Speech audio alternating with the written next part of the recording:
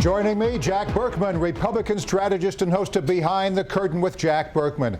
Catch him every Saturday night on the Radio America Network and Sunday afternoons at 2 on WMAL in Metro D.C. Also, Mark Levine, Democratic delegate-elect to the Virginia State House.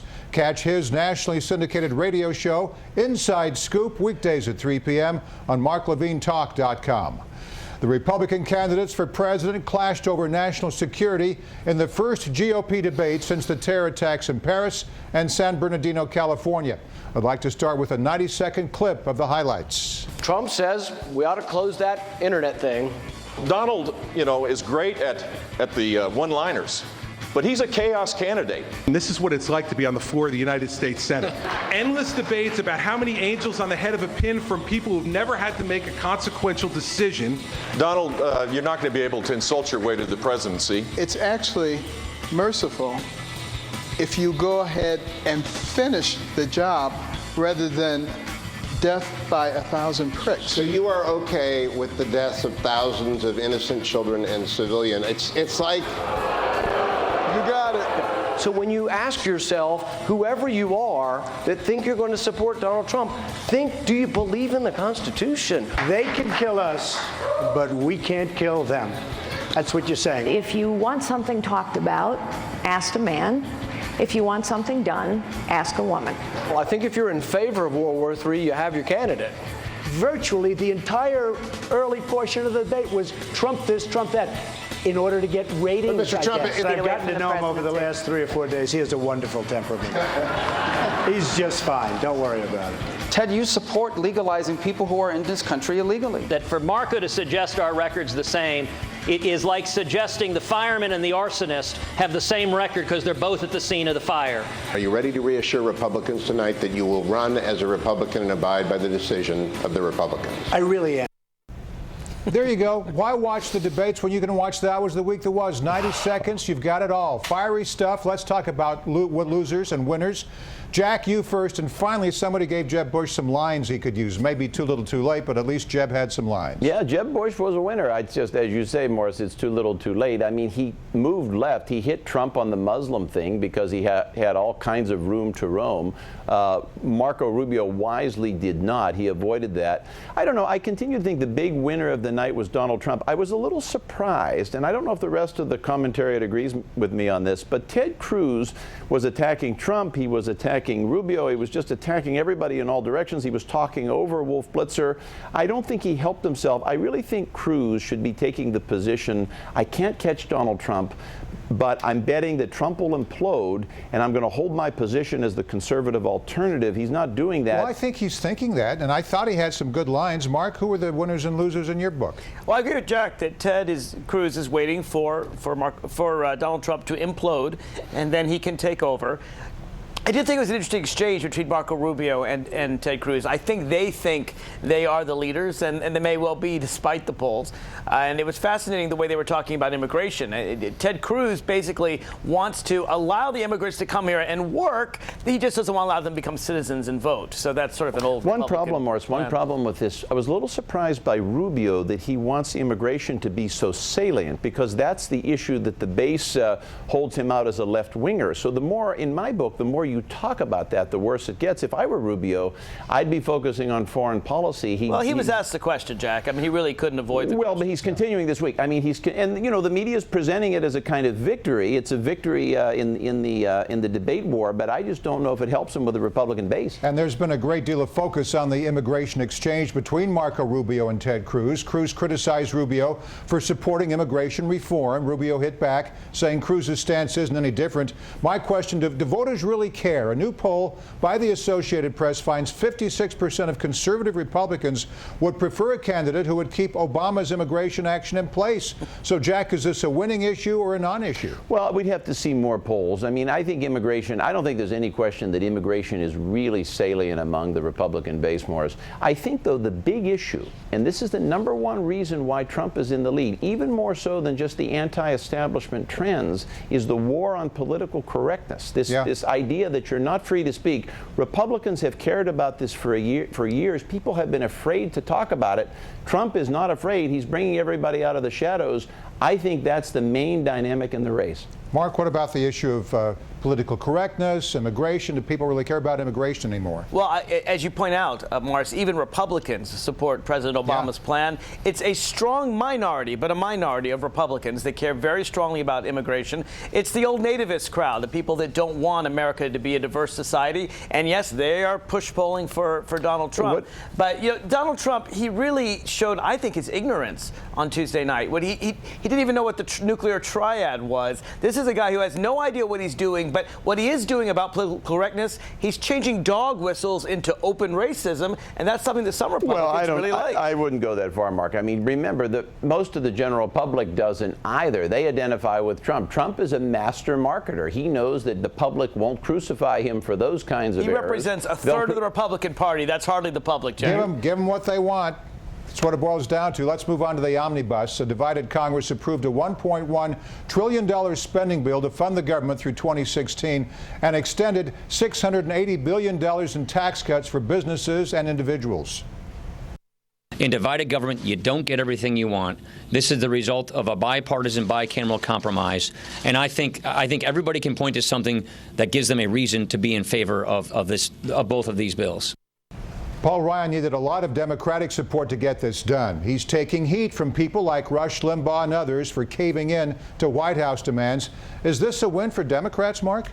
I think it is. I think it's a relatively good bill, particularly as good a bill as the Democrats could have gotten out of Republican Congress. I think the Republicans are learning that when they shut down the government, they lose politically, and they're afraid of doing that, and that's a good thing. And listen, there are a lot of things in the bill that I don't like. I don't like these massive tax cuts that increase the deficit that Republicans seem to always want to do. You know, I understand they want to give benefits to their political contributors, but still, overall, I thought it was a fair bill. Paul Boehner. Oh, excuse me, Paul Ryan. I forget. I forget. Same thing. Paul Ryan. He is the same thing. Paul Ryan really should be ashamed of himself on this, agreeing to $1.6 billion for the purpose of resettling Syrian refugees in the United States. What is going on? He should have fought on Planned Parenthood. Well, he's a moderate. He's taking himself out of the presidential game. I think a lot of conservatives, Rush Limbaugh, and your report was a giant giveaway. Do you follow that line that this is just a big giveaway? I mean, what's going on with your party? Very much so. I think Paul Ryan just wants to wrap it up. He wants to keep his image pristine with the establishment media. They like him. He wants to keep it that way. But I think Paul Ryan should have.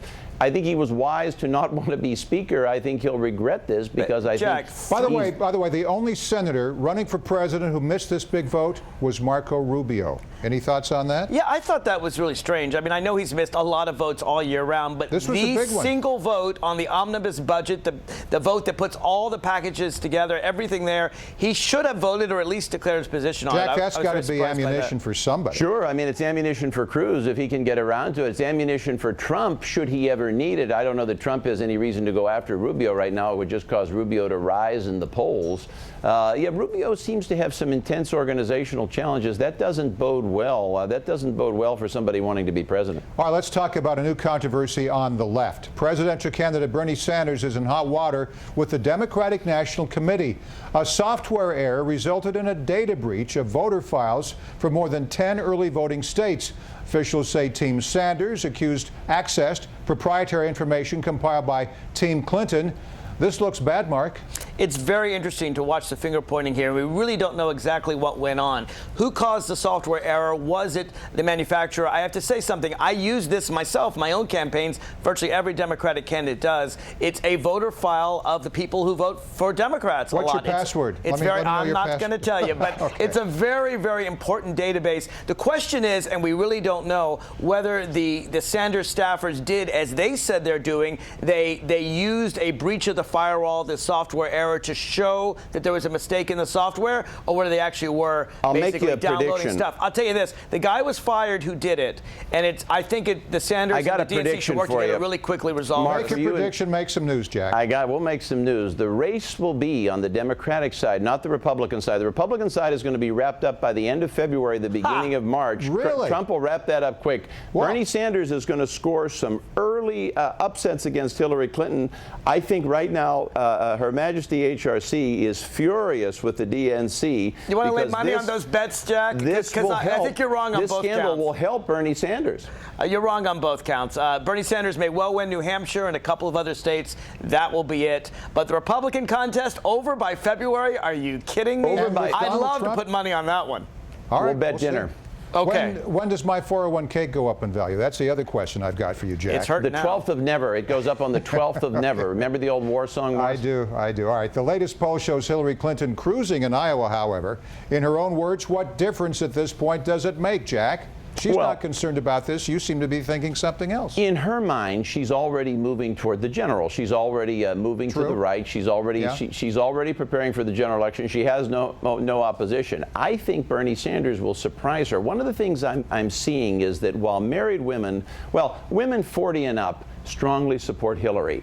Under 40, they support Bernie Sanders. I think you could see some real action in these primaries. I think people have forgotten about the Democratic side, and I think a major surprise is coming. Well, the Democrats are letting people forget by having their debates on the weekend.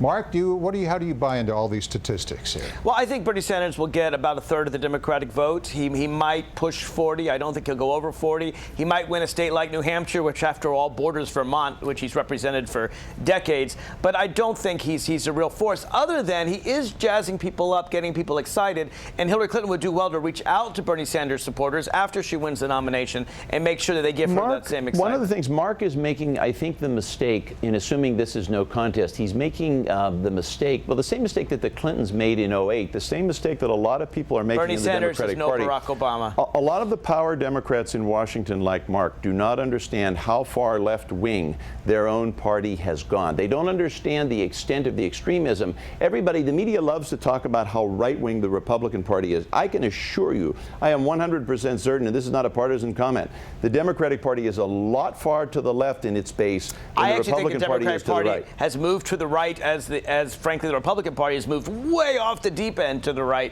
and I think Hillary Clinton well represents the middle of the country. All right, before we go, I'd like to touch on an endorsement that could change the game for GOP presidential frontrunner Donald Trump. In his year-end news conference, Russian President Vladimir Putin called Trump an outstanding and talented personality. Now, is this a compliment for Trump or a veiled critique of President Obama, or maybe both? Jack? Oh, I don't know. Maybe they can have drinks together. Trump probably knows Putin. Who knows? Who knows, Morris? I think it'll help him. I think Vladimir Putin and Donald Trump have a lot in common. They both have authoritarian tendencies. They both, except Putin probably understands a little bit more about the world around him than Donald Trump. But I'll tell you something. If Putin loves Donald Trump, that's one more reason why Donald Trump will not be president. Well, even I have some authoritarian tendencies, Mark. All right, we'll see what Hopefully people have said. Even the old Reagan Democrats and Reagan Republicans have suggested that Putin missed a world leader that was on his same level that he could kind of wrestle with and cajole with and talk to. And maybe this is a veiled slap at Barack Obama at the same time. Maybe they can ride a horse together bareback. All right, take their shirts off. Mark Levine, Democratic lawmaker, Jack Burkman, Republican strategist, the best political panel on TV. Thanks to you both. Thank you, guys. Thank you, Marth.